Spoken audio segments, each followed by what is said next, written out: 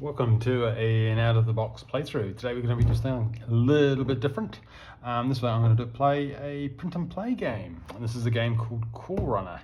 Core Runner is a single-player adventure game thematically taking place in a post-apocalyptic city's industrial zone. The player acts as a core runner, a hired agent gathering power cores from derelict electronics for profit. The player's excursion as such is called a run. Each game of Core Runner represents a unique run. Runs are randomly generated, and each new game having a myriad of outcomes and variable endings. You'll need luck and strategy to receive the very best ending. This is an interesting game. It's interesting in that it's free, which is great, print and play. And also it's a bit of a mix. I get almost a Fallout scavenging for power cores, almost this war of mine, going out and finding resources with narrative. And what you get in this print and play is you get a very comprehensive rulebook, which has got a lot of detail in it. You get a 30-page list of events, which I have printed as 2 sides to save paper. And this is what I'm talking about in terms of this war of mine. You've got a whole lot of events that you generate and then you read through. So there's quite a bit of replayability because there's lots of different ways things happen. When you engage with an event, there's a little bit of narrative text, and then you roll outcome rolls. And so you roll dice, and that determines whether an outcome is good and neutral, bad or wild. And wild could be a bit of everything.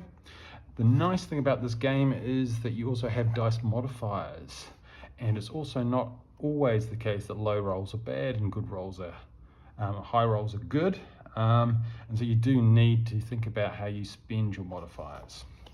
The third part you get with print and play is your tracking sheet, and so this is the tracking sheet for your game.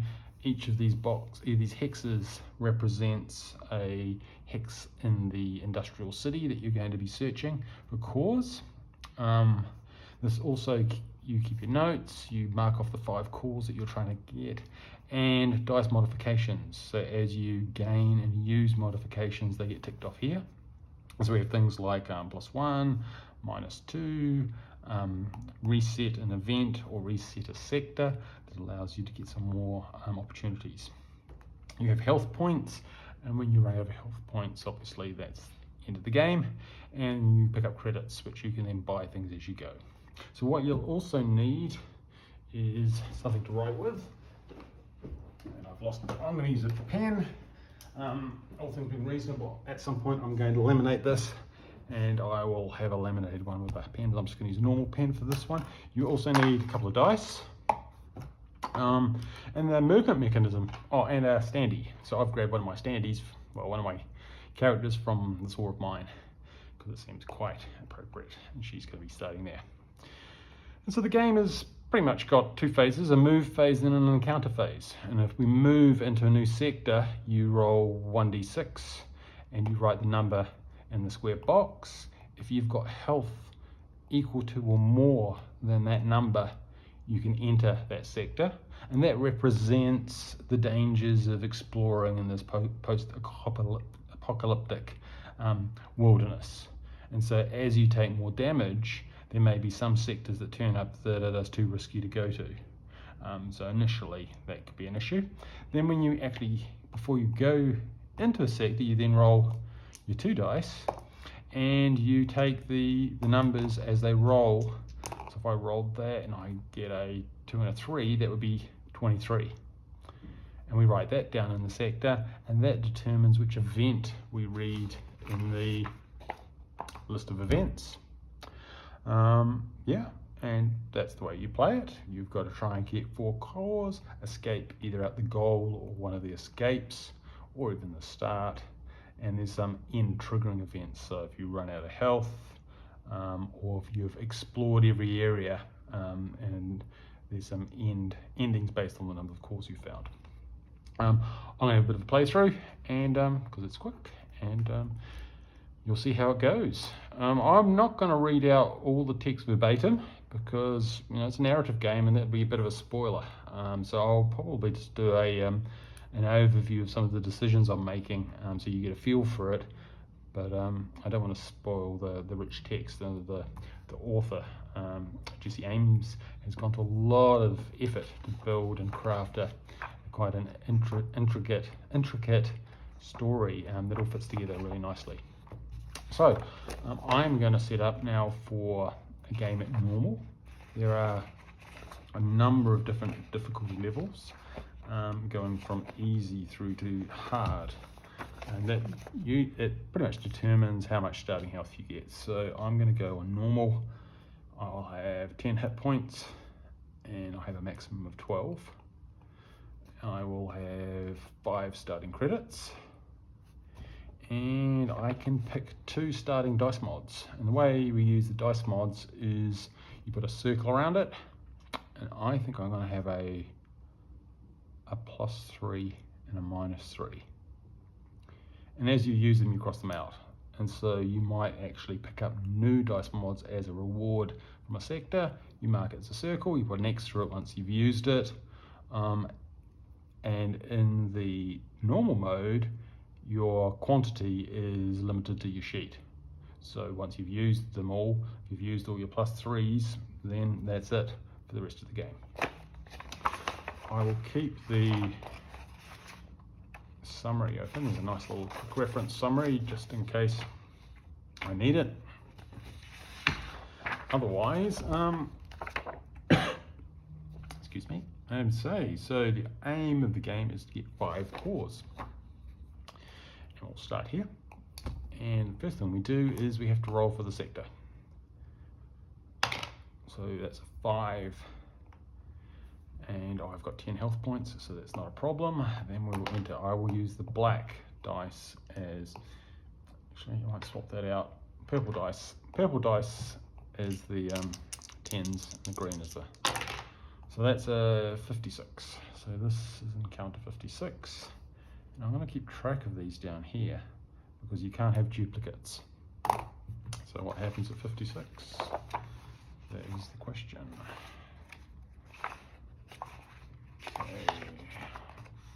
Okay, shock to the system. Okay, we're looking around. Oh, we run into someone else who wants to fight. There's a dozen voices surrounding an arena. It looks like I'm doing a arena fight. So then if I look at, I don't know if you can see that, I'll zoom it in a little bit. You roll 2 dice and you add them together. So you get a roll between 2 and 12, and as you can see, they're not necessarily ranges, and so this allows us to do our dice modification. So roll our dice and I get a 6, and so a 6 is going to get me a bad result. Oops, no, that's the wrong one. I'm on 157. A 6 will get me a good result, so I'll keep that as a 6. I read good. And it's you or me, bit of fighting, someone screams in agony, vagrants are happy with the battle, and I get as my reward a reset. So I get a reset sector, so I can use that to reset the sector number for whatever reason. And that's a turn. And so pretty much we see if we can explore and hopefully find cores. So I'm going to go downward, and I get a 6 for this one, and then we'll see what event happens. 66, and I'll stick that there so I can keep track of that. Let's see what happens with the 66. Oh, a poison pit. Following the sound of a bass pattern, we find a poison pit written above a padded door. Looks like it's a bar. I go into the bar and it looks pretty unfriendly. So let's see what's going to happen. And then I get a 6. So a 6 will be good again. So 5 to 9 is 6. So I'll take that. Okay, I get a cocktail. That's very nice. A rat and roach puree. I get 3 health.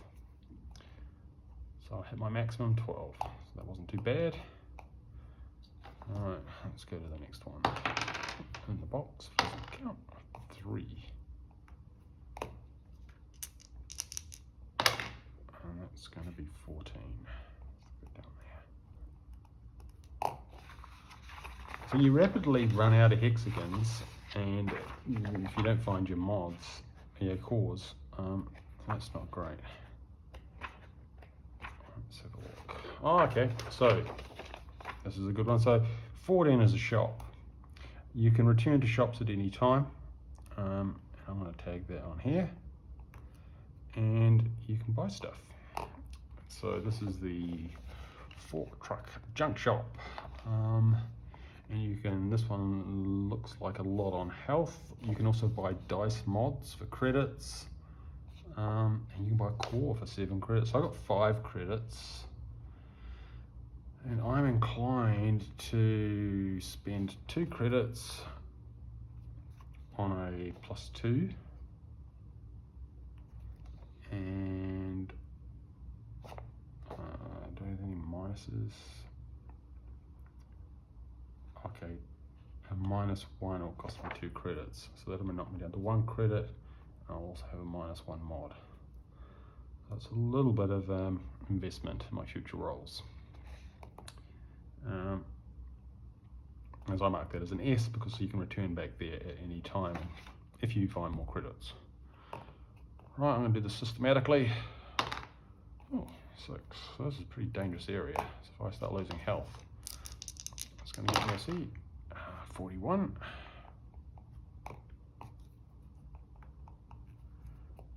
Okay, what happens with a 41? Special delivery. Flicker of a neon spark catches your eye, etc., etc. Looks like it is a junkie sprawled out on a sidewalk. Let's see what we get when we roll for that. 3. 3 is going to be bad. But if I spend my +3, that would get it to a 6. And a 6 will be no, 6 will be good. Okay, I'll do that. So I'll spend my +3. And that'll give me the good result. And the good result is you pull off tubing, and you get a -3 dice mod as reward.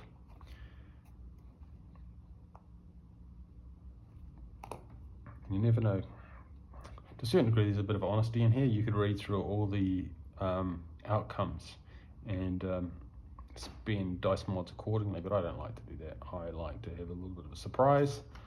And so I do the dice modding before I read any of the outcomes. Another 6. I guess that might be an issue with replayability, but I haven't had a problem so far. Okay, so that's going to be 36.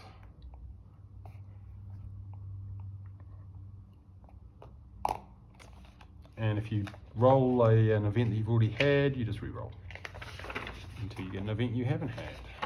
36.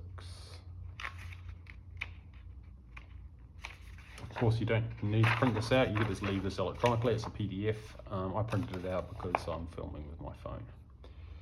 So that is my PDF reader. Okay, bit flipping justice. A smart bus stop with a digital slot machine. I wonder if I can power that up. Let's roll this. Let's see what numbers. High numbers seem to be bad for this one. 4. 4 is going to get me wild. Or if I can get it to a 5, that'll get me to a good. So I've got a +1, I don't have a +1. I'll try wild. How bad can it be? So I'll take it as the natural 4. Wild. And there's not room for the 2 of us. Threatens the machine as it fries my credit cube. I just lost 3 credits. That was a bit of a mistake, but sometimes you get good things with wilds. Okay. 4.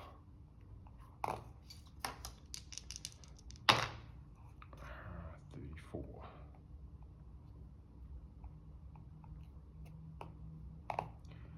I don't typically run out of health on normal, but hard is harder. 34, the pulverizer.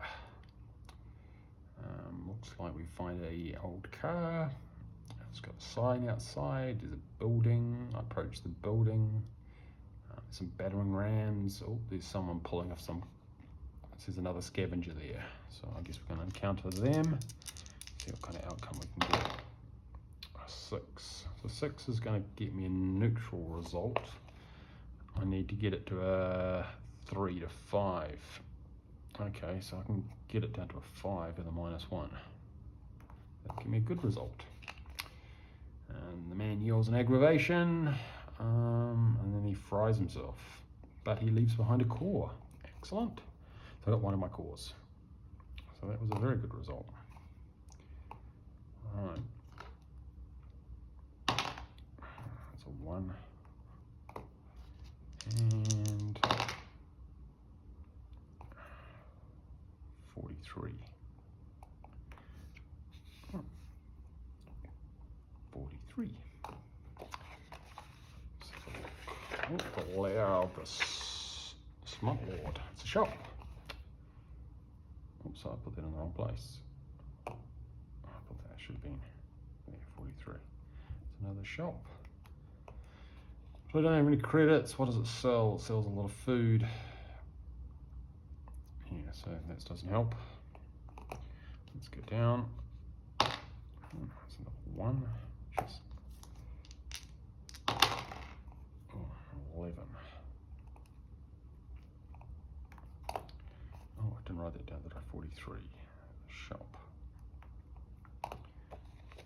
11. Oh, corroded golem. Class 2 lift body golem. Let's open it up and see what's inside. Seems like a good idea. 6. A 6 is going to get me a neutral result. I'm going to have to get a between 8 and 10. So I've got a +2, so I'll do that. You can see I'm burning through my dice mods, so it gives me an 8, which gives me a good result. I work on it, I notice blinking lights, and I get a charged power core. Well, it's 100% better than my last game, where I only got 1 power cord. 3. And 32. Running out of spaces. Don't have much money. 32. Dredge of dregs.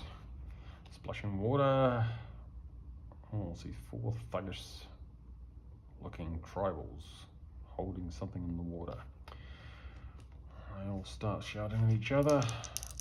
I get a 6, and a 6 will get me a neutral result. I need a 7 or an 8. And all I've got is a -3, so I can get it down to a 3, which would be bad. So I guess I have to take the neutral. Neutral, unfortunately, so they find a mine that blows them up. Doesn't give me anything though.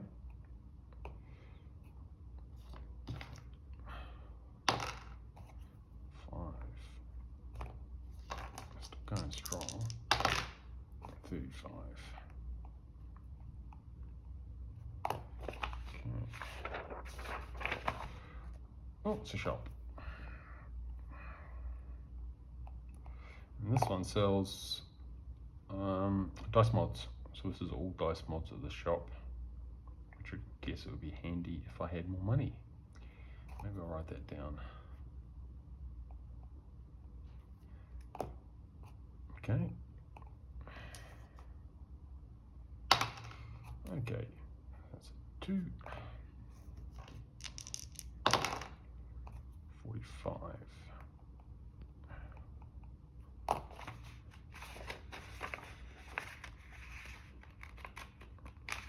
Of course, I'm only skim reading it. To get full flavour, you'd have to read it all. Alley ambush.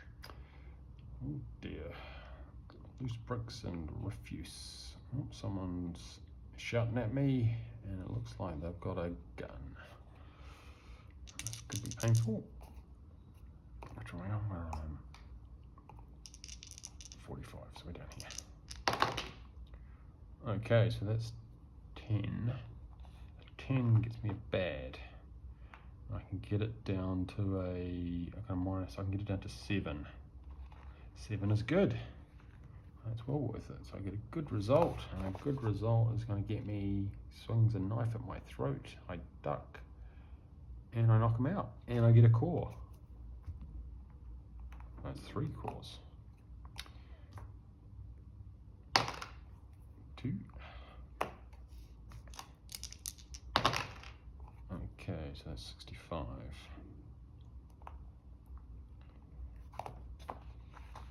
Okay, what am I now? 45, yeah, I did. Okay, 65. Oh yeah, there's lots of endings at the end as well, so, and there's a table to determine which ending you go to. Okay, negotiable, oh, it's another shop, which is kind of unhelpful. I've never had so many shops. This one sells dice mods, health, and cores if you've got 7 credits. So I've only got 3 more that I can search, and I've got to find 2 mods. So that's a 2, 32. I've done 32. 21. 21 it is.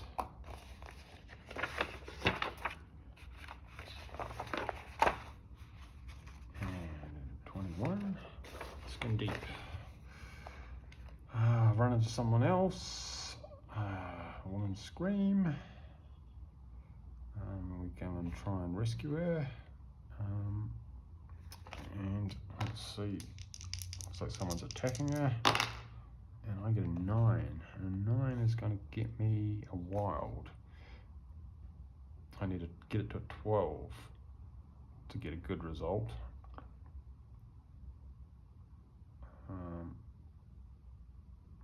Can't get it to a 12 because I've only got a -3, so I guess I'll take the 9, take the wild.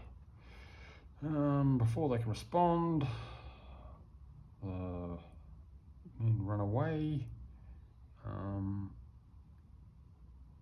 and yeah, nothing bad happens, nothing good happens.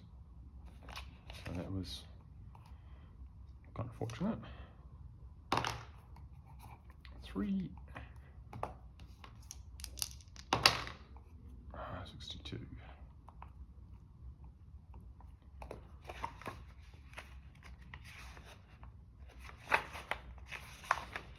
Okay, pocket change. Walking near a destroyed tire manufacturing facility. Here's someone saying, help, synthetic voice. Sounds like a robot.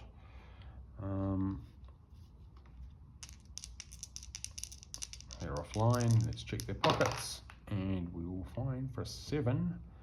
That will get us a neutral result. What have we got? We've got a -3, so we can get it down to a 4. That would be bad. And that's, oh, so I guess we can take a neutral again. You look through the pockets, finding nothing, which is unhelpful. And this is where, again, we've got 1 more. Doesn't look like I'm going to get my 5 cores. 14, which we've done. It's a shop. 51. Okay, 51.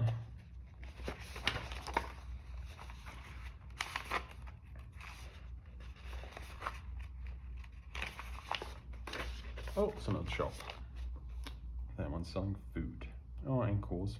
8. That's expensive. So how was that? 51 is another shop. Okay, so I've now searched all the sectors. I have only found 3 cores, but I do have a reset sector. So I can use that and re-roll. Oh, that only allows me to re-roll the sector number though, doesn't it? I do believe. So that's not going to help me, because if I re-roll the sector number, I get a 1. I could change that to a 1, but it doesn't change the event. If I had a re-roll event, then I'd get another 1. So that's the end of my run. Then we head off to the endings. So I can I haven't lost the points. I can go back to the start with no cause. I can go back to the start with cause. I could go to the goal, and if I go to the goal with 1 core, I can go to the goal with 2, 3 or 4 cores, ending 9. I haven't done that one before. So let's see what happens at ending 9. Hit my goal and I've got 3 cores. Ending 9, wiping sweat from your brow. You find yourself beneath a few weapons meet you. You don't go any further. They recognize you as a runner and ask for your core count. You'll pay for the cores you've secured, but you were too late getting here. Another runner came early with 5 cores and has beaten you to the grand payout. So yeah. So I did alright with health.